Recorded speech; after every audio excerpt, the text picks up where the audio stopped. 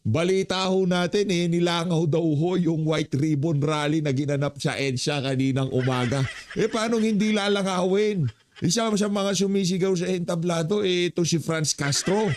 Isa sa mga di umanon tumanggap ng maleta yan nung 19th Congress. At para naman dito kay Teddy Casino, ito namang si Sheroo.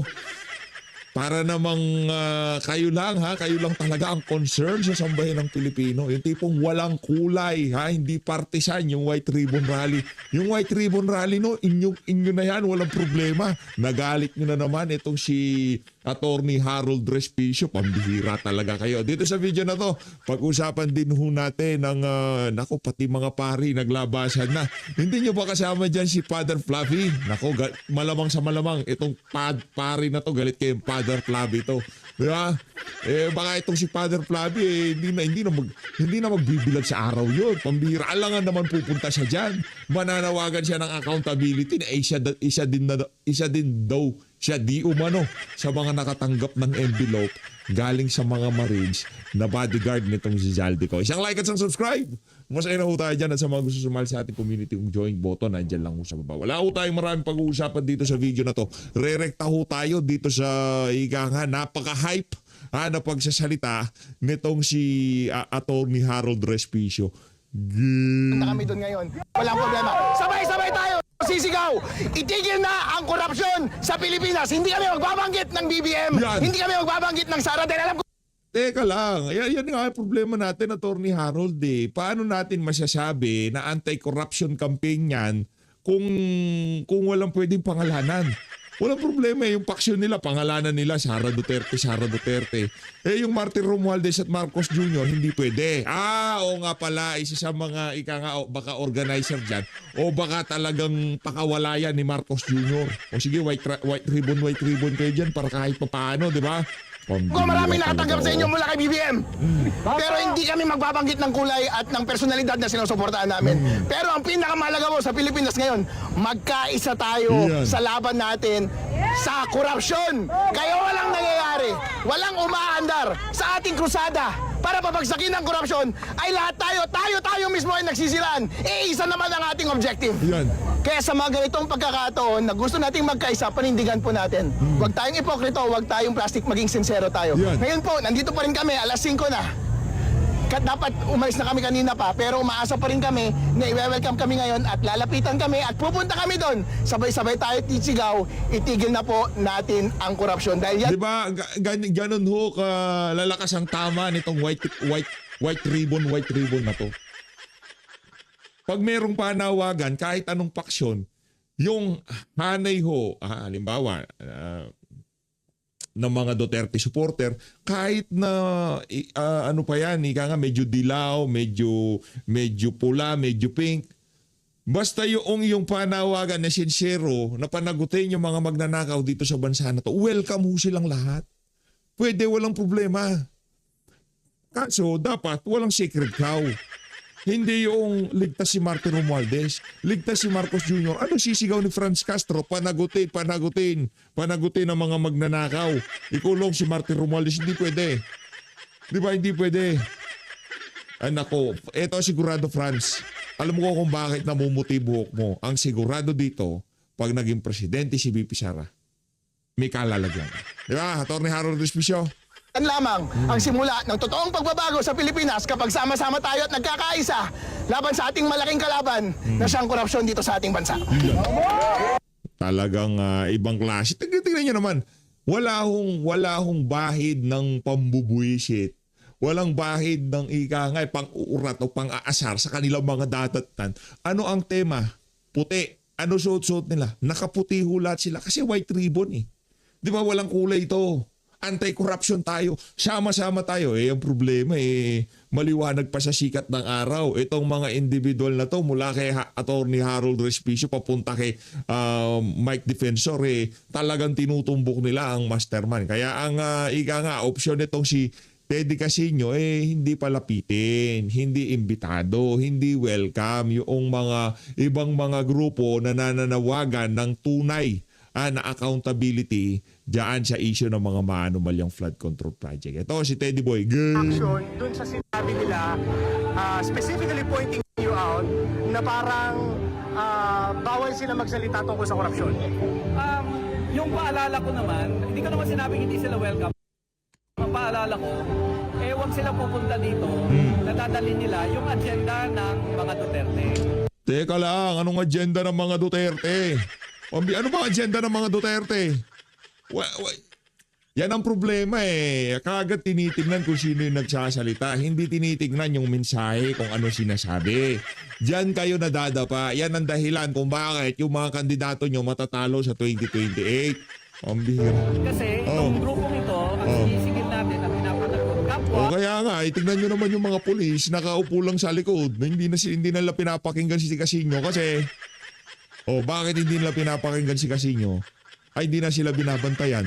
Nandyan sila para multiplier sila dyan para magmukhang maraming yung rally kasi hinangaw yung rally ni Casino. Ang mga Marcos at mga Duterte, hindi pwedeng one side lang. And then ipopromote natin na yung... yung mga makakaliwa, baka sila gusto nilang ibida dito sa white ribbon. Dapat red ribbon, pambihira kasi pula kayo di ba? Agenda ng kabilang side. Dahil sa tingin namin dito, sabi nga, lahat ng sangkot dapat managot. Kaya talagang magiging disintonado. Kung sila ilalahok dito, pero ang bibirahin lang nila yung Marcos, tapos sasabihin nila malinis si Sara. Hindi naman pwede yun. Malinis ang mga Duterte. Hindi tutugma yun. Hindi wala namang walang problema, tuloy-tuloy naman yung impeachment kay VP Sara. Hindi naman tayo kung ako sakali nagpunta diyan, di naman ako sisigaw na itigil ang impeachment, itigil. Hindi, tuloy ang impeachment. Tuloy ang impeachment, tuloy ang investigasyon sa Blue Ribbon. Kayo, nandiyan kayo para ibida yung mga interest nyo. Ang tanong, meron ba nagpunta? Anak ng toko, tatot kalahati na lang kayo, ayaw nyo pa magpasama. Totoong may presipyo paninindigan dyan sa rally nyo, pambihira. Sa mensahe ng rally na ito. Pero sana ay nakinig sila sa mga nagsalita. Sana ma-realize nila na niloloko din sila ng mga Duterte. Huwag silang magpapagamit. At pareho lang tayong biktima ng corrupt na sistema. Action dun sa sinabi nila. Okay, lipat po tayo dito kay Lola Franz. Lola Franz, game. Sino po ang mensahe ngayong araw na ito? Yan si Lisa Masa ata to, kung di ako nagkakamali, di ba? Si Lisa Masa to, di ba? Tapos Teddy ay itong si Teddy Casino, tapos itong si itong may kinaharap na kasong kidnapper. At ito ay si lahat ng Franz. sangkot dapat managot. Kung ikaw man ay si Duterte, kung ikaw man ay si Marcos, o kung sino ka man, basta ikaw ay involved sa korupsyon, dapat kang managot. At Hindi, ang problema kasi kay VP Sara, tuloy-tuloy ang impeachment. Sa issue na flood control, wala na yung flood control, tapos na. talaga walang nag-aari sa EDSA. Pero malinaw po na ating ginuguhit sa araw na ito na tayo po ay hindi tayo maka-Duterte, hindi po tayo maka-Marcos. At alam naman natin si Mike Defensor, siya ay tagapagsalita halos sa Sara Duterte. At inililigtas niya ang mga Duterte sa kanilang krimen laban sa bayan. Kaya't siya ay dapat ay irespeto ang espasyo ng EDSA doon sa mga talagang lumalaban sa korupsyon. Ano ba sinisimbolo ng EDSA? Tanungin kita, madam. Yaran lamang matanda ka sa akin. Ang sinisimbolo ng EDSA ay yung EDSA People Power Revolution. At sinong pinatalsik? Kanino nag-revolt ang sambayan ng Pilipino? Sa pamilya Marcos. Ngayon, sino ang ika nga nasa sentro nitong usapin ng mga maanumalyang flood control project na ito? Tanungin kita, madam. Ito, ang ganda pa ng ngisi nitong ahali na to. Sarap. Diba? Sarap pakainin na sabay. Diba? Yang mukha na yan, partida ha. Partida, yang mukha na yan, pambihira. Diba, sinong nasa sentro ngayon nitong usapin na to? Marcos Jr. Administrasyon nitong si Marcos. Ngayon, nandyan na naman kayo. Kaparehong apelido, administrasyon, di ba? Kaparehong problema at sakit. Tapos yung mga nananawagan na ituloy ang investigasyon para mapanagot yung mga kurakot ay hindi nga pala pwede. Isa daw di umano sa mga envelope. Nabigyan ng envelope ng 18 Marine. Yung mga bata nitong si Zaldico. Oh, eto ho, si Father, kay Father naman tayo. Ano naman kayang ibibida ni Father dito? Game! Ang Iglesia ni Cristo kasama po ba rito? We invited them. Oh, yun na pala eh. Ko lang alam if they will come. Invited naman pala yung Iglesia ni Cristo eh. Pambira, bakit Sila sumagot sa invite ninyo? Sabi nila they will not end there. They will not stop kung sino mga kasapi nila na gusto sasabak. So in other words, merong kanya-kanya. Pero sino yung mga sure hindi pipigilan yung mga... ayos. na lang na grupo? Sino po yung mga sure na grupo na Ako, pumunta hindi ko po? memorize na pakarami. Okay. Pero may mga Muslim from Oo, reference may mga Muslim yan. Christian. Oo. Father, kung ako sa inyo, kausapin nyo si Father Adik ay Father Flavi, no? Yun medyo ika nga di umano nalangisan yun, kaya talagyan ng linangisan yun eh. Binautismuhan ng mga maleta. Punta na ho tayo dito pangalan to, itong si Attorney Topacio. Akala nila magaling ako. Baka ganon. Kasi magaling talaga kayo. Okay, so... Magaling mga asar. That too. Oo. So, paano po ito?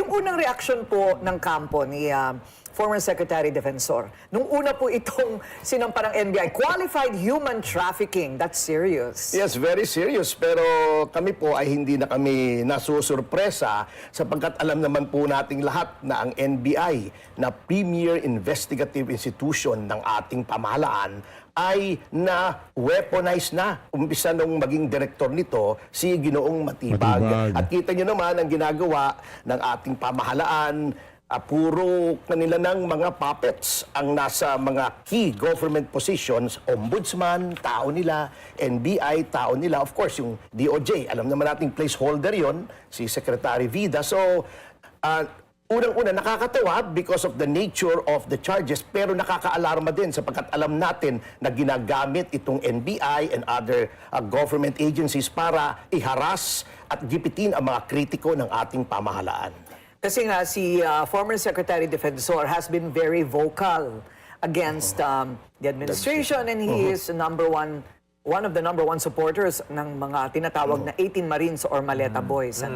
So, ang tingin po ninyo, harassment. Yes, especially not only because of the fact na si Mike Defensor ang tumutulong at sumusuporta dun sa 18 Marines, ngunit he's on record as saying na may mga natatanggap siyang mga reports na meron ding ghost projects yung asawa ni Attorney Matibag doon sa kanyang distrito, and this constitutes a very clear conflict of interest on the part of Director Matibag. This is the latest, Willard, no? Yung counter-accusation sa asawa naman ni NBI Director Matibag, who is a public official. Opo, a congresswoman po siya. She's a congresswoman. At may challenge pa si Attorney Melvin Matibag na sampahan daw ng kaso si Congresswoman Ann. Ito ho ba ay kinoconsider ng kampo ni Attorney Topacio? So, definitely, pero paano ka magsasampa ng kaso kung tutak nila ang ombudsman? Kaya, ang NBI, asawa nung sasampahan mo, saan ka pupunta?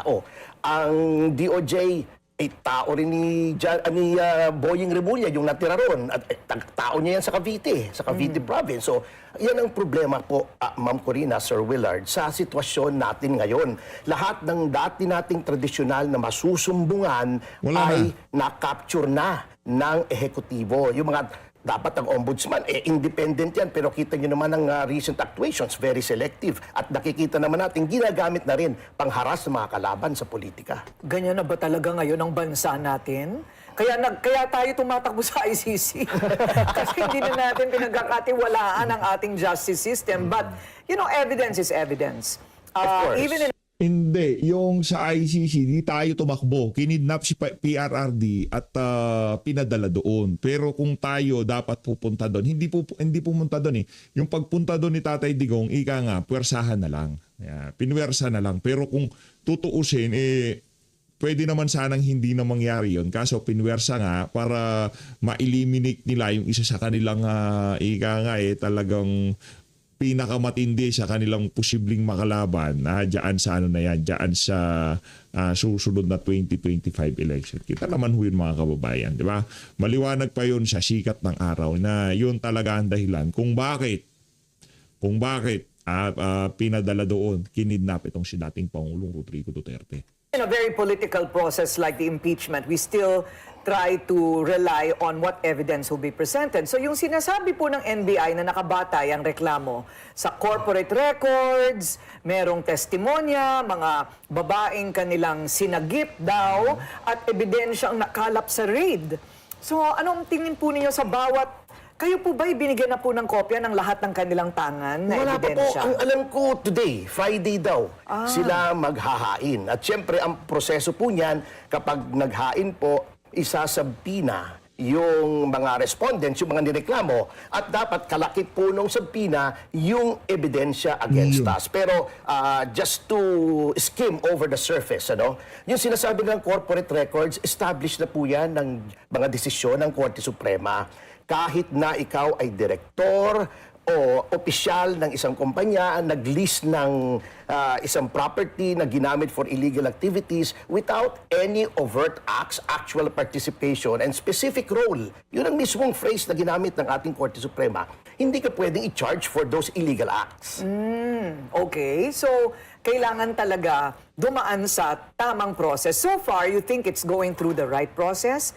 Well, aside from trial by publicity, no? Yun nga nakakatawa nga kasi sasabihin nila, ngayon may disclaimer sila, everyone is presumed innocent daw. Pero ang actuations ng direktor, parang hinusgahan na niya, na guilty na si Ginoong Defensor. So, alam niyo, this is a hypocrisy of the highest order. At nakakalungkot na yung ating NBI has gone down to that crater level na talagang inquisitorial na, hindi na prosecutorial or adversarial. Attorney Ferdy, ano naman ho ang paliwanag ninyo sa alegasyon na konektado daw si former Congressman Mike and his family sa operasyon ng nightclub at hotel? Wife and child, because their names are in the papers of ownership. Yun nga, mismo po, yun ang sinasabi ko na that is not enough. In Calalo versus Ombudsman, even yung leading case ng ABS-CBN versus Gozon, yung nagdemandahan sila ng estafa, sinabi, just because you are an officer or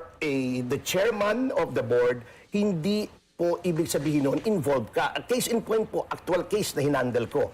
Yun pong Ayala Alabang drug den na ni-raid ng pulis na di umano'y manufacturing ng shabu ang nagaganap. Ang may-ari po noong nirerentahang bahay na yon ay si former Senator Jambi Madrigal. Pero hindi naman po chinarge si Jambi Madrigal dahil nakita nila na although nag-lease, wala naman pong alam si former Senator Jambi sa mga nangyayari doon. So ganun po ang prinsipyo because these are not light charges. These are serious and grave charges. You cannot just casually say na, uy, ikaw ang opisyal nitong kumpanya, kasangkot ka dyan. So may nagre-renta po ba doon sa establishmentong yon? Opo. May nagre-rent. Opo, I'm familiar with that kasi nandoon din po yung opisina sa area na yon, yung Pax Libera na mining ni Secretary Defensor. Noon po kami nagmi-meeting tungkol doon sa mga ginagawa naming mga activities against corruption. Meron doong Starbucks, merong Korean restaurant, merong convenience store. Marami po ron. Meron yung Blue Bar na pumupunta ako ron for a few drinks after mag-meeting. Yun pong sinasabi nilang Chicago na prostitution din daw. May label yun at anyone can go in and out of the place. So someone else is renting that Yes, particular opo. Kasi space. I don't know if Secretary Defensor is renting the area or he owns it, but he's letting out yung mga iba-ibang parang mga stalls or mga commercial Tenants. spaces doon. Iba-iba pong tenants doon. At puro legitimate tenants po yan. At iba ang may-ari noong bar. Opo, definitely. Lumabas ba yung pangalan nung totoong may-ari nung bar? Hindi pa. ako po alam kung inilabas ng NBI. Pero kami naman po, since kami yung inaakusahan, we will let them lay out the accusations and we will respond in the proper time and at the proper forum. Oo. So this is all to presume that establisado na talagang meron pong nangyayaring bayaran na may kapalit na babae, no? Hindi po natin alam. Kasi Oo. hindi po alam yan ni Secretary Defensor. Ang nakakaalam lang yata si Atty. Matibag Kasi siya yung nag-surveillance daw, yung NBI, sila nag-grade, etc. But ang sa akin nga po, Ma'am Corina, Sir Willard, assuming without conceding na merong prostitution going on, hindi ibig sabihin yung may-ari ng establishment ay May kinalaman. Case in point, halimbawa sa Soler, di ba maraming kwarto yan. O let's say may nag-rent dyan na isang foreigner, even a local, at prostitution happened in that room. Ibig mo man sabihin, yung may-ari ng Soler, si Enrique Razon, ay guilty of human trafficking. Yun po ang prinsipyo dapat natin Correct. sundin dyan. Yan. Okay, until and unless mayroong mga testigo na magsasabing mismo pong yung anak ni Secretary Defensor po ang bumugaw sa akin. Excuse me for the term. Is there any other term? Wala, oo. Wala po, di ba? Bumugaw talaga yung ginagamit dyan. So, yung anak po talaga ni Secretary Defensor ang bumugaw sa akin dyan. But, as you said a while ago, what if they come up with witnesses? Yung 50 babae na supposedly kanilang sinagip, at banggitin po yung pangalan mismo ng pamilya ni Secretary Defensor. Well, as the old saying goes, we will cross the bridge when we get there. Lamang, aside from the ulterior motive ni Director Matibag na ipitin si Mike Defensor, dahil nga pinoprotektahan niya yung asawa niya, siyempre, alam naman po natin na kapag ikaw ay tinarget ng NBI, katulad nung ginagawa ng NBI sa iba, katulad ni Jinggoy or ni Bong Revilla, kapag pinressure ang isang witness, napakadaling mag-produce ng witnesses Kapag they are in trouble, you can be granted immunity, you can be given concession. So, let us see kung anong kredibilidad pa rin ng witnesses na yan. Because, sabi nga po ni Chief Justice Fernando ng Supreme Court sa isang kaso, accusation is not synonymous with guilt. It still has to go through the process. Attorney Ferdy, i-honor ho ba ni Congressman Mike ang sabina ng NBI kapag dumating na ito? Well, kukonsultahin niya siyempre ang kanyang mga abogado. Hindi lang naman po ako yung kanyang mga abogado. May mga abogado ba siyang mas magagaling at mas matatangkad. So siguro ay mag-uusap po kami and definitely if there is a need to respond to these ridiculous charges, then we will do so. So why did he not attend the first hearing of the NBI? At tungkol po yun doon sa yung alam ko hindi niya inatinan. Yung tungkol doon sa 18 Marines. Opo, kasi umattend na po siya dati. So sinabi po doon nung kinausap ko yung investigador, is my client being investigated for a crime? Sabi nila, hindi. Anong gusto niyo mangyari? We want to establish his identity, etc. Sabi ko, ibig niyo sabihin, you have doubts as to whether that person in front of you, Secretary Mike Defensor. Okay. Sabi ko, if you have questions, ask him now. Sabi ng investigador, wala po kaming questions. So, then, uuwi na kami at umuwi na nga kami. Then later on, another subpoena was issued, cut and paste. Yun na naman, pumunta naman po ako to give respect to the institution. At sinabi ko, parang harassment na ito Kasi ano ba naman itong inyong subpoena, cut and paste, iniba niyo lang yung pecha at ang contention po namin, the NBI is being deputized by the Ombudsman to gauge the credibility of certain witnesses. Unconstitutional po yun. Because that destroys the independence of the Ombudsman. The Ombudsman should make its own determination because under the Constitution, being an independent body, if it relies on the discretion of an executive agency, which is the NBI, it destroys the independence of the Ombudsman. Ayun, so... Tama ho ba, Attorney Corina, na itong balak isampa na kaso ng NBI ay non-bailable, human trafficking? Definitely, oo. Kasi nga, ang sinasabi nga ni Secretary Mike, talagang pinatarget siya for a non-bailable offense. Kita nyo, sinasangkot din siya. Yung nag-contribute lang siya sa kampanya ni Senator Marcoleta, plunder na, which is also... Non-bailable. Actually, the term non-bailable is a misnomer. Lahat po pwedeng i-bail. Ngunit, pagka-capital offense, bail is a matter of discretion. Kailangan pumayag yung court. Pag hindi capital offense, bail is a matter of right. Whether the court likes it or not, it has to grant bail. So, yun po yun. So, I would say, this is a case where bail is a matter of discretion. Ayun. And because you think that all these guys in our justice system are for the administration and their interests, baka hindi mabigyan ng bail. Ang inyong kliyente. Hindi naman. We still believe in the independence of the judiciary, pero nakikita-kita naman po natin ang pattern. Puro discretionary ang bail ang sinasampa sa mga kritiko ng gobyerno to immobilize them para makulong sila, hindi sila makakilos, hindi sila maka-participate sa mga press con, hindi makatulong sa mga witnesses against dung mali-maleta chuchu, di ba? So yun ang ginagawa eh. Kasi hawak ng ehekutibo, sir, di ba, yung pag-determine ng probable cause. Yes, kasi So, the once DOJ is Oo. under the executive. At maisyuhan na agad ng arrest warrant dahil may probable cause. Yes. Madali na hong madampot ang Pwede, kliyente. oo. Yun nga ang kinakatakot namin. Weaponized na talaga. And the pattern is there. And Yan. one has to be blind not to see what the administration is doing. Okay, so, yung ganito po ba ay pwedeng humanap kayo ng kakampi sa LGU? Yung sa Sa local Pasig? government? Oo, hindi po Well, ba sila dapat ang nakakaalam na nangyayari dyan? Well, we will try to prove kasi isa sa mga sinasabi nila, may mga deviation daw from the building plan, administrative offense lang naman yon.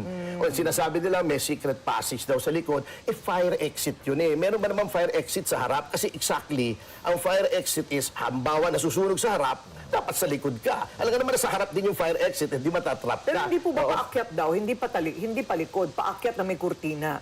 Hindi, yun nga ang sinasabi nila eh. Hindi nga natin malaman. I mean, these circumstances are subject to different interpretations. It is up to the person making the accusation to prove that all these acts were made for the purpose of an illegal act. And number two, na si Secretary Defensor ay may kinalaman. Kasi yung definition ng qualified human trafficking may doctrine of scienter. Ibig sabihin, you knowingly leased your property with the awareness that it will be used for illegal purposes of human trafficking. Kung nilease mo lang, katulad ng example na sinasabi ko po ma'am kay Senator Madrigal, hindi naman niya alam, may umupa.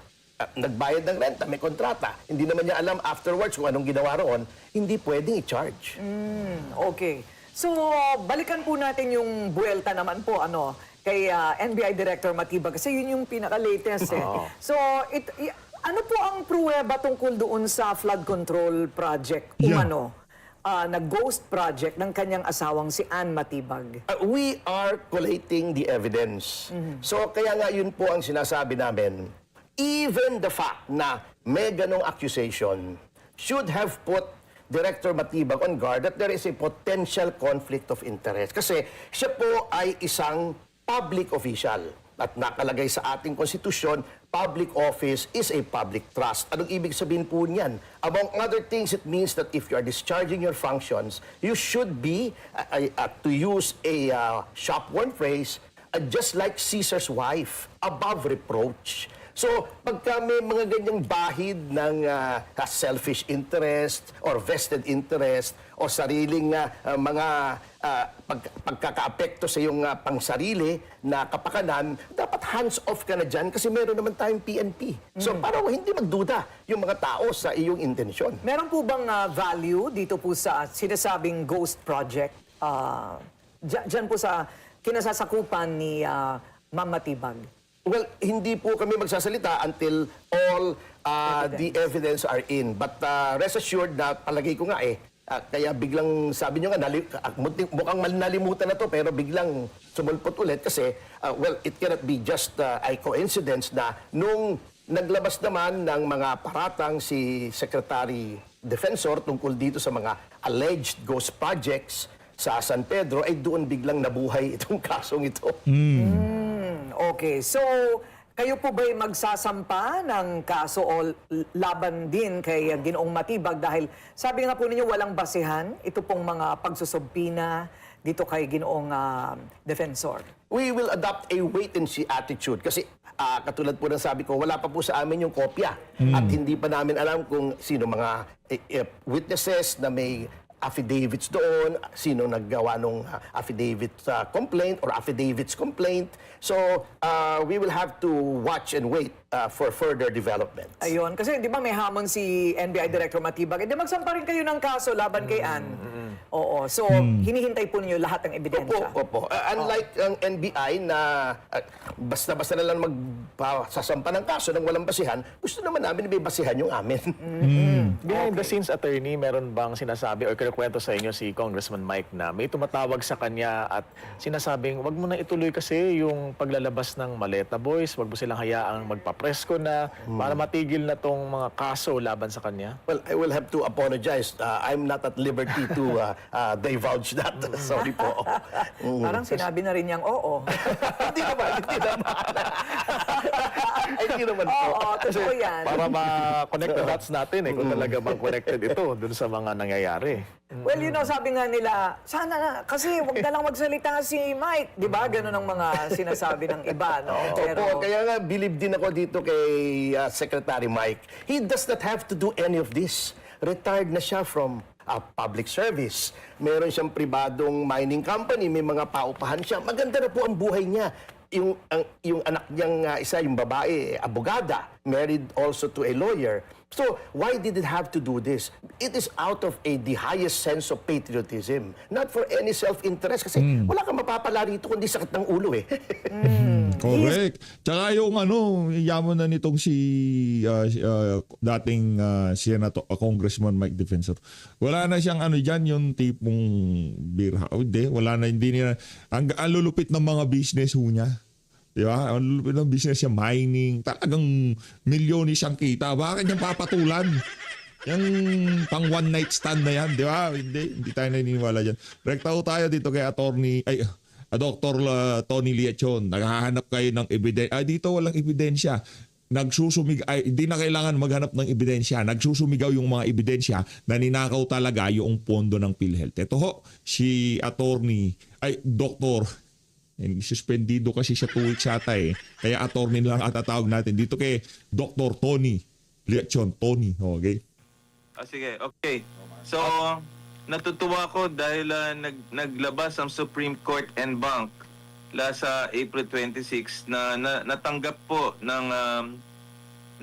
po ng aking abogado 3 days ago na magkakaroon po ng consolidation po ng aming oral arguments or for scheduling kasi po nireklamo ko po yung 2025 budget ng PhilHealth siniro ng gobyerno.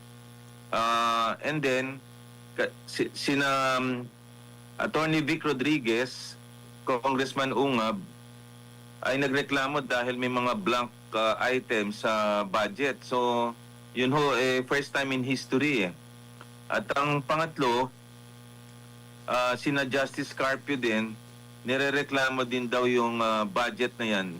Kasi yung 2025, yan ang worst budget in history kasi dyan po nangyari yung flood control.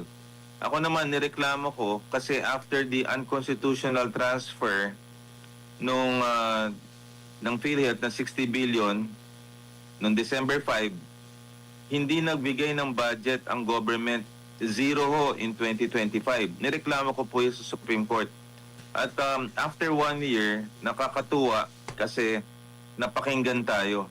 Ang tingin ko hong dahilan dito ay after the son of the President sa July, pagbabudget hearing. Ngayon, kung hindi malinaw sa Congressman at sa Senate na bawal yung mga ganong klase na pagbibigay ng zero budget sa PhilHealth at saka may mga blank statements dun, baka magkaroon ng problema ulit tayo sa allocation. So pinupuri ko ang Supreme Court for recognizing that kasi masyado pong magulo ang Kongreso at Senate at na-allow nila nagkaroon ng maraming unprogrammed appropriations tapos yung pera ng PhilHealth nalipat ho sa unprogrammed appropriation, nilipat at tapos hindi nila binudget.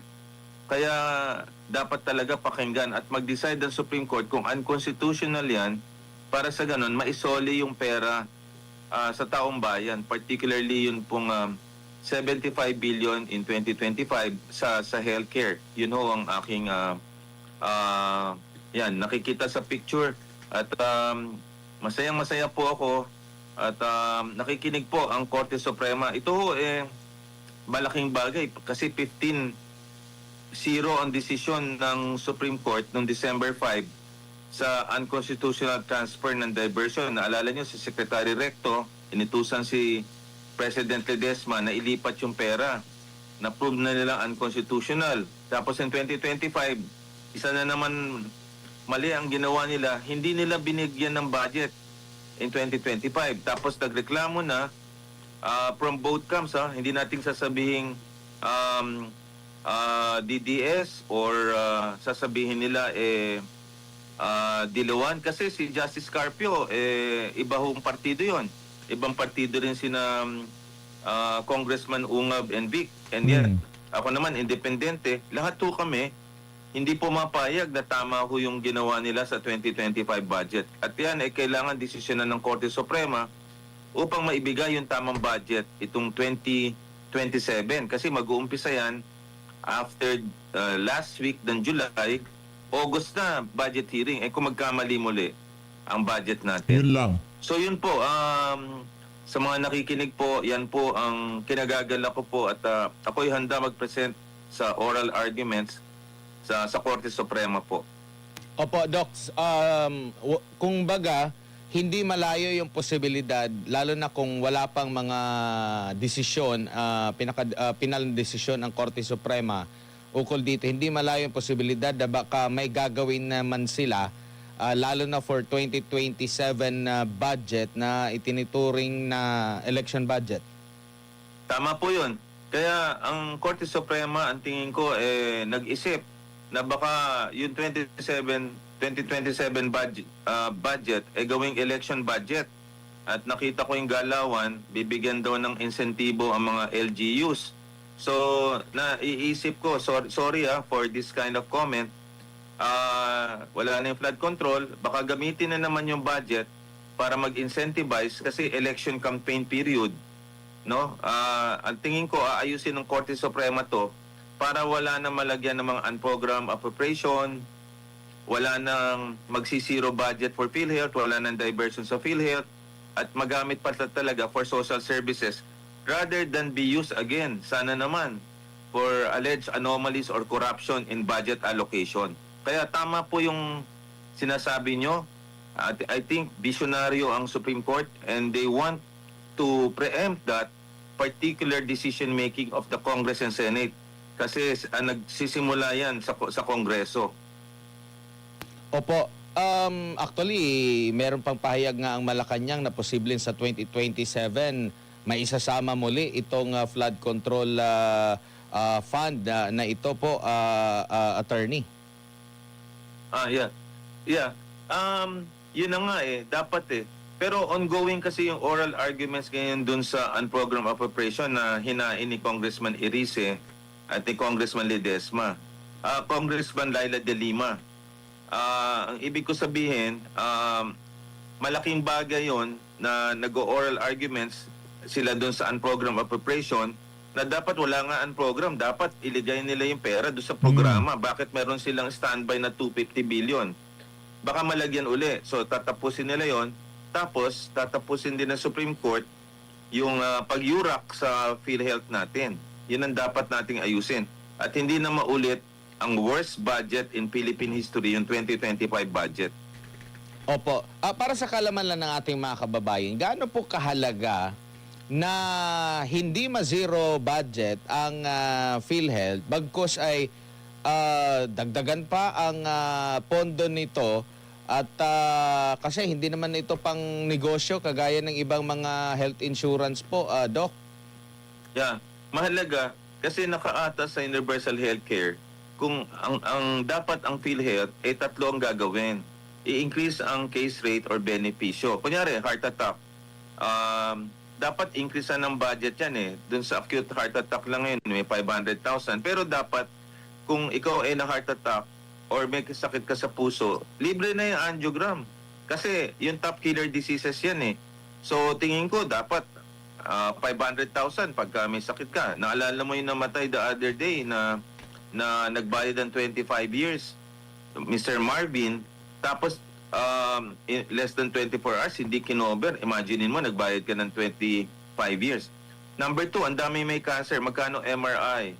Magkano CT scan? Magkano cancer marker? Magkano chemotherapy? Ang stroke. Grabe ang stroke, ha? Ang case rate lang pala niya, 76,000. Dapat tingin ko, increase yan to 200,000. Kasi alam mo ba magkano ICU sa isang private hospital? 50 to 100,000. Ang recovery period yan, humigit kumulang na 2 linggo. Aabot ang bill mo niyan hanggang 2 milyon. O magkano yung mga nagdadialysis? Magkano ang gastos niyan? O, kaya ang point diyan, hindi na nila yuyurakan yung PhilHealth. Pangalawa, babaan naman nila yung premium. Pero mo, bayad ka ng bayad ng premium, mandatory. Tapos, hindi naman pala tayo makakakuha ng tama. At tapos, ang out-of-pocket expenses, almost 60% na. Tapos, ang dami-daming guarantee letter. Alam mo, ang daming hospital ngayon na ang pasyente 3 buwan, 4 na buwan na sa hospital dahil walang maibayad. So, dapat, taasan ng budget. Sabi ni Edwin Mercado, yung presidente ng PhilHealth, 300 billion daw ang budget niya. Tingin ko dapat 400 to 500 billion para yung mga pasyente, ang bayaran lang, mga 20% lang. Para matapos itong legasiya ni President Marcos, makabawi man lang sila sa pagyurak nila sa Philippine Health Insurance Corporation. Yun ang dapat gawin. At i-recast nila yung budget. Wag na yung mga flood control kasi alam natin gino-ghost yun Ang dapat yung tatama talaga sa tao, yung kalusugan, edukasyon, food security, at saka tungkol sa ekonomiya natin.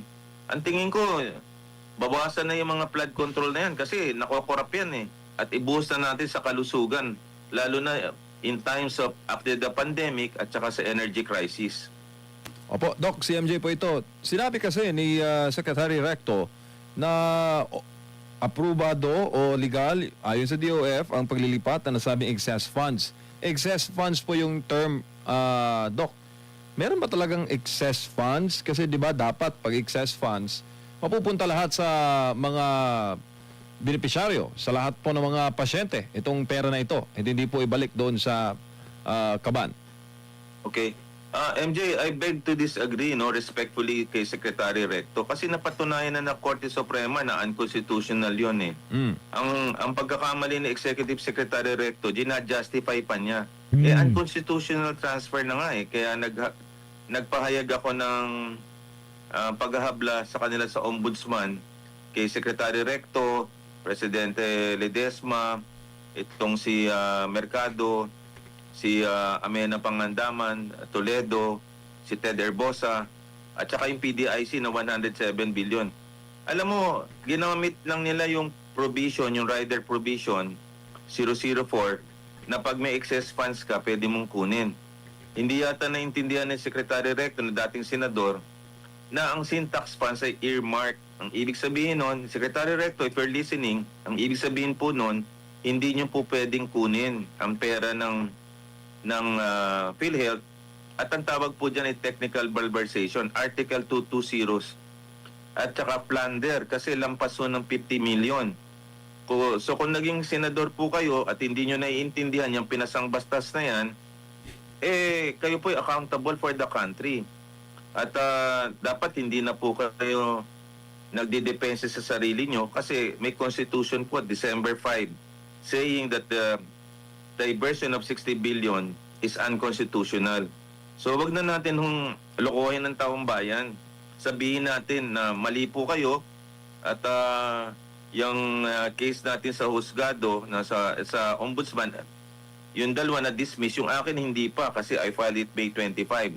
Kaya I respectfully disagree with Secretary Recto not to confuse the public about this kasi nag-decide na po ang Korte Suprema regarding this.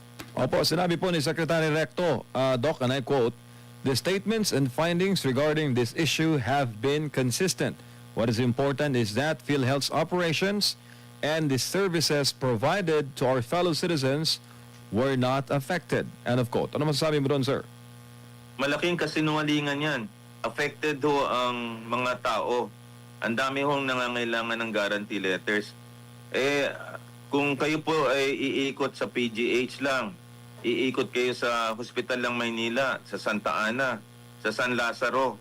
Anong sasabihin yung hindi affected ng PhilHealth operation? Sabi nga ni Edwin Mercado, 5 months pa lang, ubos na yung budget na tinalaga for 2026, yung 130 billion. At humihingi nga siya ng budget ngayon sa PhilHealth kasi ubos na yung pera. Ano sasabihin niyang hindi apektado? Malaking kasinungalingan ang sinasabi ni Executive Secretary Recto. Opo. At siguro, magnilay-nilay siya kung tama ang ginagawa niya sa taong bayan. Tama na po ang panloloko, Secretary Recto, at harapin niyo po ang accountability niyo sa taong bayan. Meron pa isang anggulo, Doc. Sabi niya na ang polisiya ng pamahalaan ay maximize ang lahat ng paggamit po ng available public funds para po suportahan yung mga super priority programs ng gobyerno at bawasan po yung ating pangungutang. Sabi niya, and I quote, "We always ensure that public funds are used for the government's priority projects and services.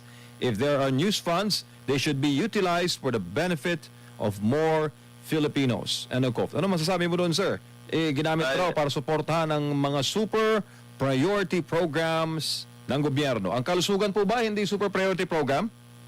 I respectfully disagree, Secretary Recto. Kasi ang fiscal responsibility or fiscal space, may hihigit pa ba yan sa kalusugan? Pangalawa, ibabalik ko yung question.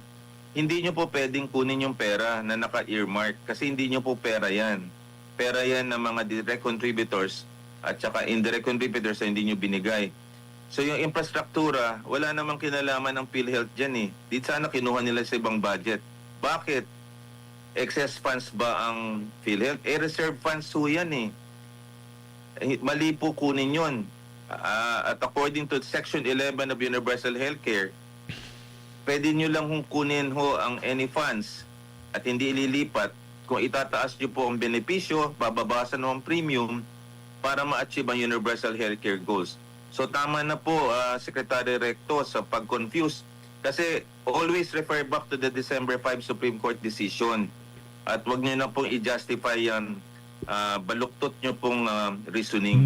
Opo. At lalo pa na may mga grupo, Doc, no, na naghain ng TRO dito po sa naging desisyon ng Ombudsman.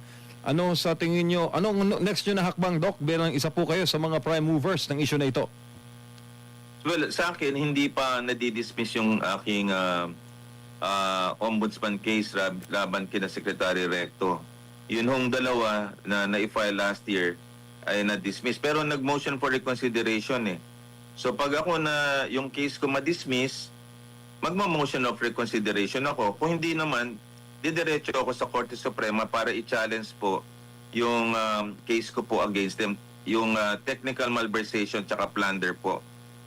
Opo, Doc, may balan tayo, no? Panahon na naman po ng tagulan at inaasahan natin, Doc, na magiging puno na naman ang mga ospital dahil po dito sa mga sakit na ating pong nakukuha dahil po sa mga pagbaha. Ano ang tingin mo dito, Doc? Lalo pat palakas ng palakas ang mga bagyo dito po sa bansa. Well, ito ang problema. Kasi last year, ako naka-term ng kleptospirosis. Alam niyo yung kleptospirosis? Yung pera na tungkol sa kalusugan na wala. Tapos magbabaha, magle-leptospirosis uli. Pag nag-leptospirosis, mapupuno na naman ng mga ospital na magdadialysis. Marami na naman mamamatay nito at mapupuno yung ospital. Kaya nakakatakot pagpasok na ito na hindi pa naisoli yung mga flood control projects natin na pondo, babaha na naman tayo. Pagbaha, marami na naman magkakasakit. Magkakaroon ng leptospirosis, kleptospirosis. Klepto means, ang ibig sabihin yan, pagnakaw, kasi kleptocracy, leptospirosis, yan ang sakit na nakukuha natin sa ihi ng mga daga, hayop na nagkokos ng kidney failure. Tapos, dengue, pwede, typhoid, waterborne illnesses. Kaya nakakatakot itong pagpasok ng June hanggang October. Marami na naman po masasalanta. At alam nyo naman, pati hospital, ghost project nga eh. Yan ang mga kinakatakot natin. Wala ho talagang hospital. Kaya, tama ho ang Korte Suprema. Saludo ho ako sa Korte Suprema. At i-discuss natin ito para maayos natin ang budget allocation. Yan ho ang tamang gagawin natin ngayon. Opo, na very, very much related pala talaga, Doc, ano? Yung issues of flood control at yung issue sa PhilHealth at ang kalusugan po, lalo na sa mga magkakaroon ng sakit ngayon pong panahon ng mga baha. Tama po yun. Kaya sa mga kababayan natin, mahirap po kayong mako-confine. Pag nagtag-ulan, wag ho kayong magpapaanod. Magbota kayo o wag na kayo umalis ng bahay kasi delikado po kayo eh. Dito sa amin, dito kami nagtatrabaho sa Top Avenue. Nako po, hanggang bewang po ang tubig dito. So, marami sa ating mga kababayan ang nagkakaroon ng leptospirosis. Kaya, ito pong pondo sa PhilHealth, ito pong pagbaha, kalusugan, magkakaugnay po yan. Lalo na in a country na devastated by 21 typhoons a year. Kaya dapat to pondohan natin ito, lalo na itong tag-ulan. Opo, Doc, mensahe po ninyo sa ating mga kababayan na ngayon pong nababalo tayo ng iba't ibang mga hamon sa ating bansa.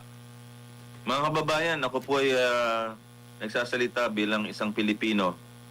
Alam nyo, gamitin nyo po yung social media right now to speak up. Hindi ho tayo dapat ho Ayun na nga mga kababayan, dito na natatapusin ang ating reaction video. Maraming salamat sa pag-support sa page update. Mag-ingat po kayo lahat ng ating Pilipinas.